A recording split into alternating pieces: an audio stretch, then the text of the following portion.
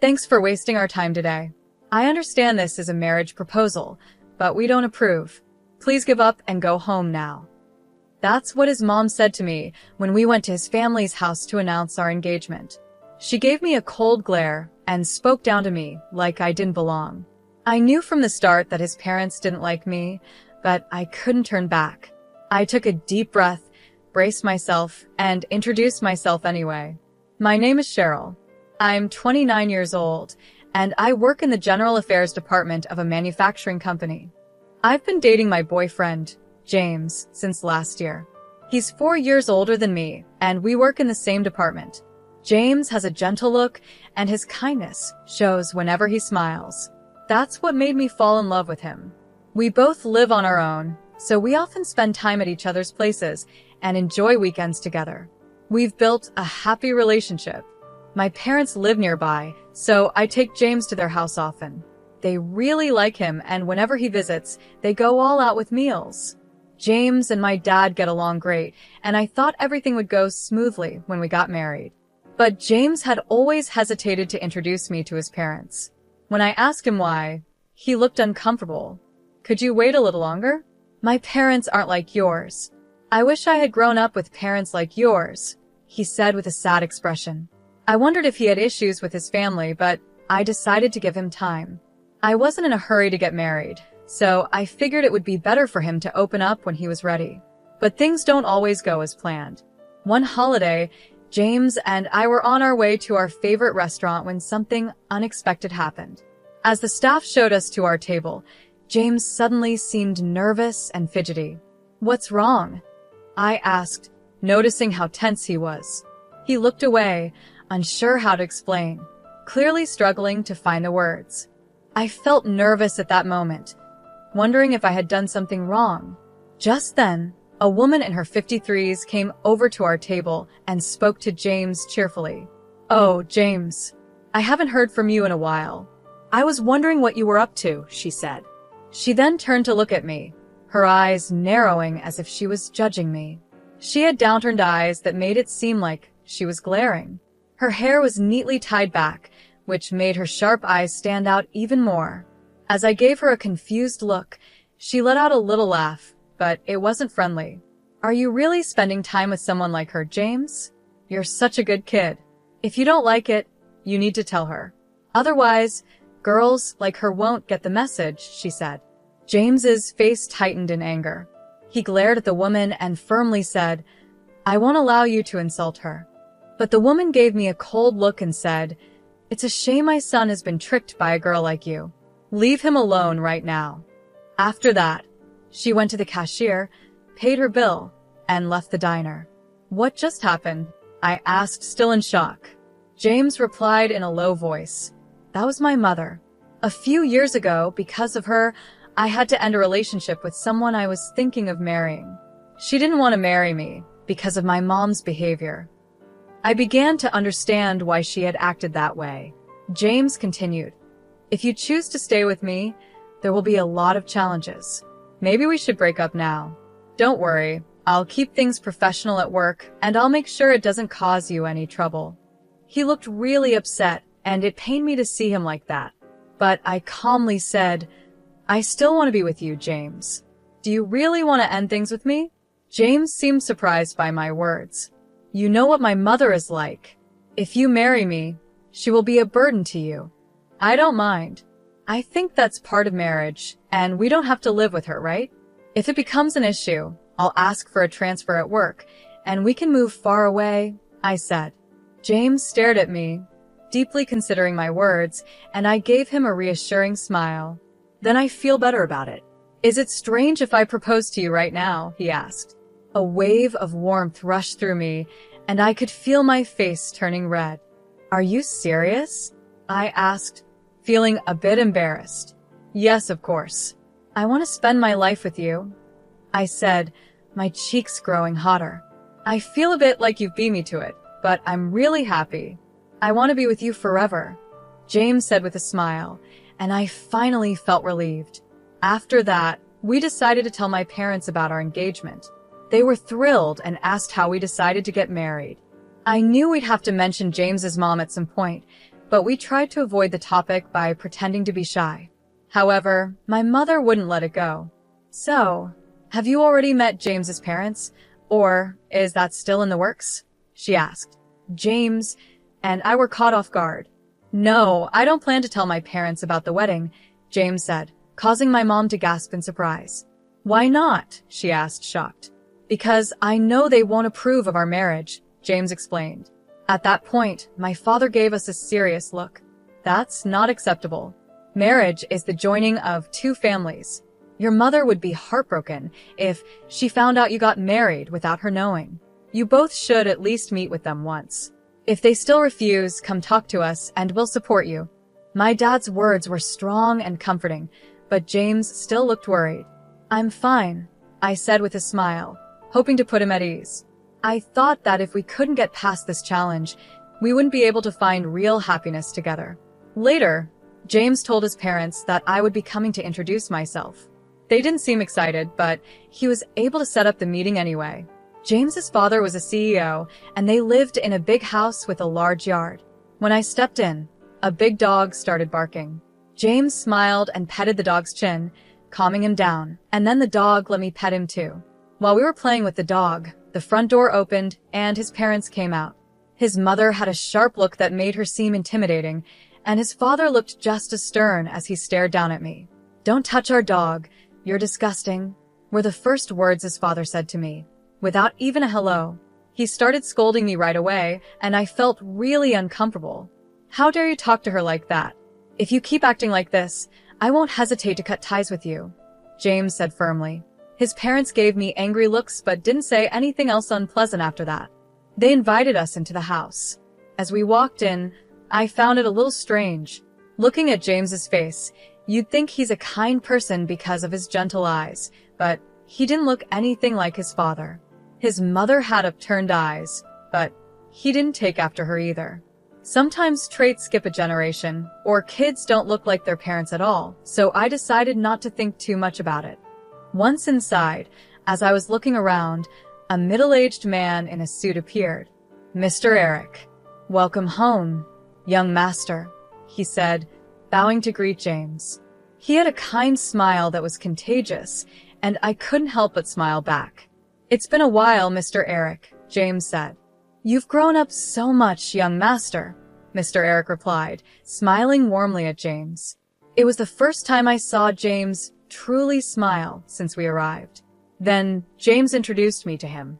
"This is Mr. Eric, my father's right-hand man. Honestly, he's more like a father to me than my real dad. My father never paid much attention to me, so Mr. Eric was the one who took care of me. You're the boss's son." "I was just doing my job," Mr. Eric said modestly. "But you've always had a soft spot for me, haven't you?" James added with a smile. "I like you more than my father," James joked with a chuckle, his laugh making me smile for the first time in what felt like forever. As we were talking, his mother suddenly stormed in from the back of the house. "Cheryl, what do you think you're doing? Get over here now," she yelled angrily. She shot a harsh look at Mr. Eric. "What are you doing here, slacking off? How many times have I told you to stay away from Cheryl? I'll make sure my husband knows about this. Now, get back to work." Mr. Eric nodded and replied, "I understand. I'll do as you say." He then left the room. I couldn't help but wonder if being the CEO's secretary meant you had to deal with orders from the wife at home, too. James glared at his mother and spoke up. "Why do you always treat Mr. Eric so poorly? How can you be so rude to someone who's worked so hard for Dad?" "Quiet. You should just listen to your parents. I'll handle that man. Now, both of you, come over here." We followed her to the living room, where James and I sat on the sofa across from his parents. His mother was the first to speak. "Thanks for wasting our time today. I understand you're here to get our blessing, but we don't approve of this marriage. Just give up and go home," she said coldly. I was ready for the rude comments, so they didn't bother me as much as they could have.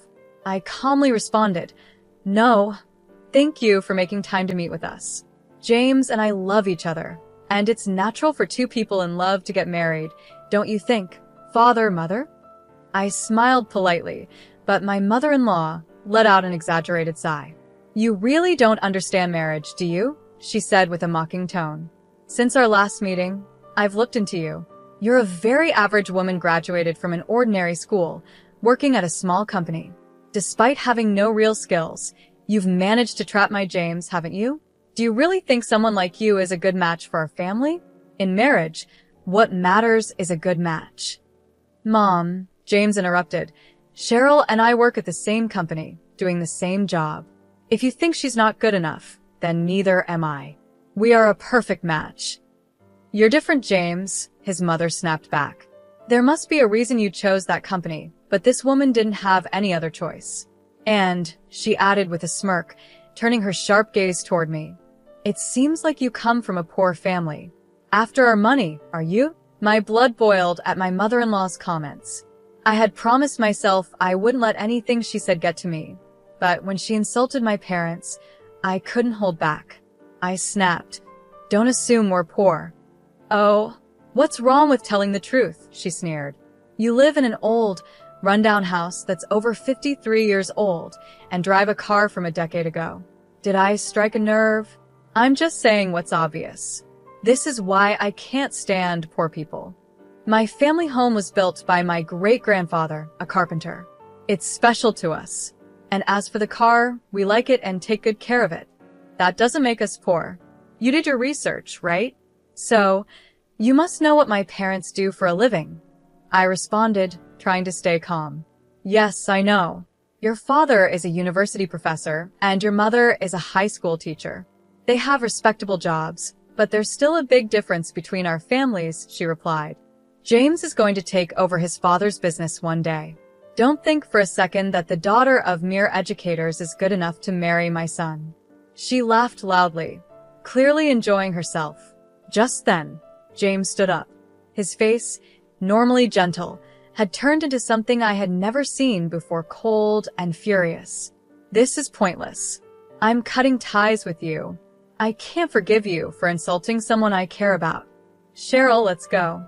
There's no reason to stay here anymore, he said, grabbing my hand as we left the house.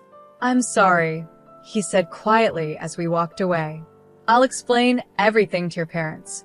Please don't say you won't marry me. I nodded, unable to speak. We went straight to my parents' house and told them what had happened. James had anticipated something like this might happen, so he had brought a voice recorder.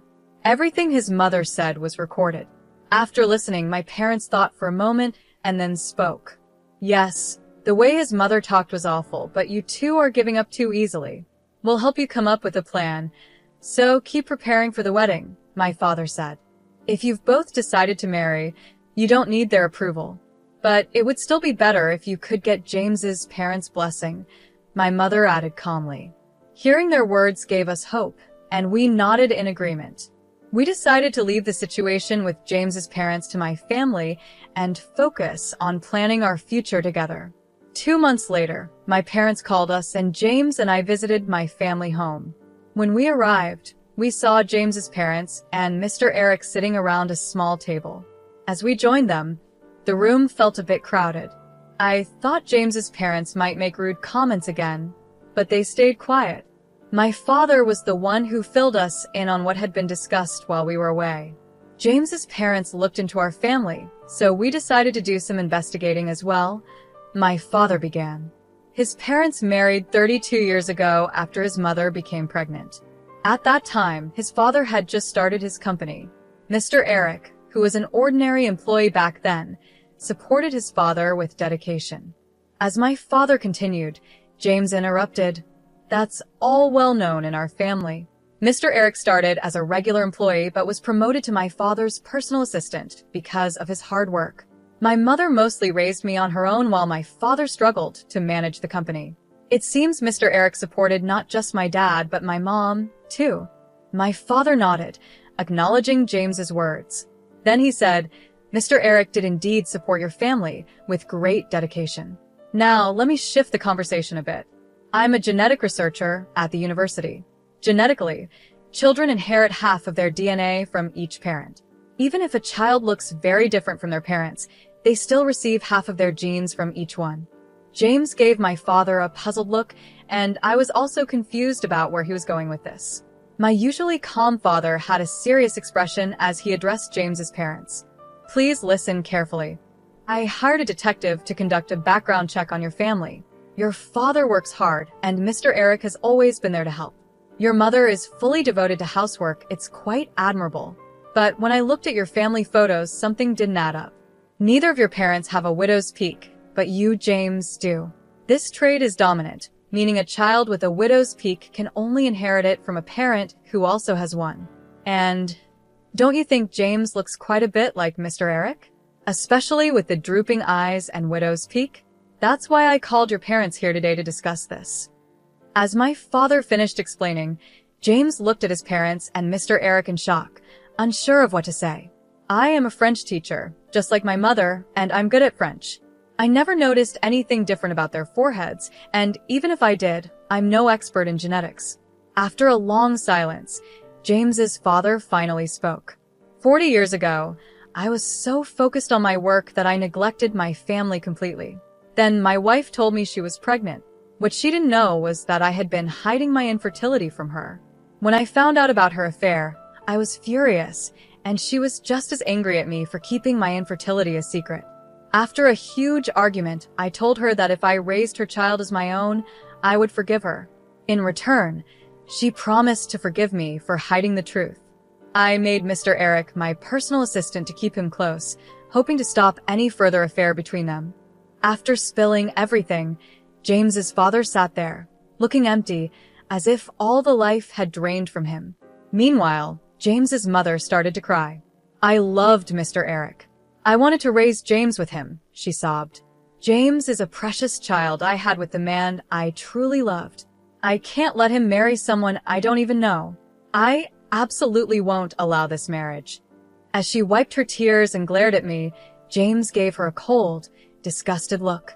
I've always known, Dad, that you never truly loved me, and I've felt Mom's strange obsession with me for years. I even wish sometimes that Mr. Eric was my real father.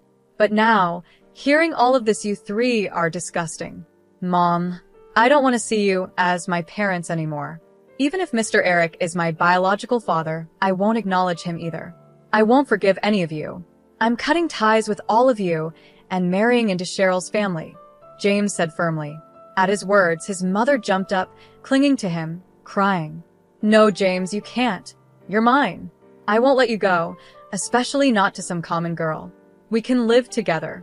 I'll allow your marriage, but don't say you're leaving us. As she grabbed onto James's arm, I swatted her hand away. Ma'am, please stop. James is clearly uncomfortable. Do you even realize how much pain you've caused him? Probably not, because all you care about is yourself. If you had just betrayed your husband to be with Mr. Eric, that's one thing, but you've continued to deceive James and hurt him for years. I didn't want to say anything at first, because it's a matter between you three, but I can't just sit here and let you ruin James's happiness. Why don't you put his happiness first? If you don't like me, that's fine, but if you're only trying to control him, you're failing as a mother. From now on, I'll make James happy, so please don't stand in our way.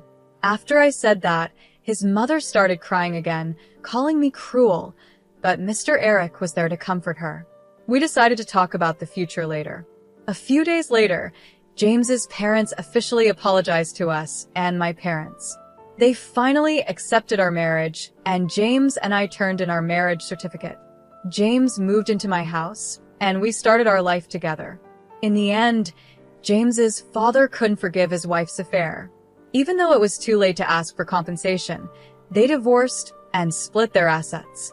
Mr. Eric also resigned and moved far away with James's mother. Her luxurious life came to an end, and she was forced to live the kind of life she always looked down on. She sometimes sends letters asking James for money, but he ignores them. He has cut all ties with his father since they aren't biologically related, and he has no intention of becoming Mr. Eric's adopted son. Legally, he's still his father's son, but they seem to have accepted that. After Mr. Eric resigned and James's mother was no longer around to support him, the performance of James's father's company dropped. He stepped down, and no one knows where he went after that. A year after marrying James, I noticed that his parent house was up for sale. We had a small wedding ceremony. given the complicated family issues, and only invited close family and relatives. Even so, it was a special day, and I was happy with how it turned out. Now, we have been blessed with a beautiful daughter, and I've quit my job to focus on raising her. My parents visit occasionally to help take care of her, which is a big help. James and I are committed to supporting each other and raising our daughter with love.